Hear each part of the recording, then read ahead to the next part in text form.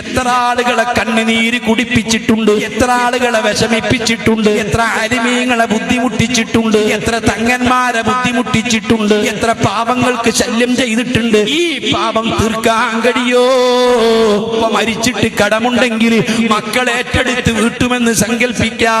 സക്കാത്ത് നോമ്പ് പോലത്തെ കാര്യങ്ങൾ ഉണ്ടെങ്കിൽ മക്കൾക്ക് പരിഹരിക്കാൻ കഴിയുമെന്ന് സങ്കല്പിക്കാം. അല്ലാഹ് പുറത്തു കൊടുക്കുമെന്ന് സങ്കല്പിക്കാം. അതേ സമയത്ത് ഏത് ഹാജിയാരാണെങ്കിലും ഏത് ആളാണെങ്കിലും എത്ര മൗലിദോദിയാലും എത്ര സുന്നത്ത് ചെയ്താലും പ്രസംഗിച്ചാലും ജീവിതത്തിൽ ഒരു പാവപ്പെട്ടവനെ വേദനിപ്പിച്ചിട്ടുണ്ടെങ്കിൽ, കണ്ണുനീര് കുടിപ്പിച്ചിട്ടുണ്ടെങ്കിൽ, സങ്കടപ്പെടുത്തിയിട്ടുണ്ടെങ്കിൽ, പ്രയാസപ്പെടുത്തിയിട്ടുണ്ടെങ്കിൽ ആ പ്രയാസപ്പെടുത്തിയ മനുഷ്യനെ സന്തോഷിപ്പിക്കാതെ, അത് പൊരുത്തപ്പെടിക്കാതെ നീ രക്ഷപ്പെടൂല. മക്കളെ ഏറ്റെടുക്കൂല, കുടുംബം ഏറ്റെടുക്കൂല, സമൂഹം ഏറ്റെടുക്കൂല, ധർമ്മം കൊണ്ട് തീരൂല, പ്രാർത്ഥന കൊണ്ട് പരിഹരിക്കൂല.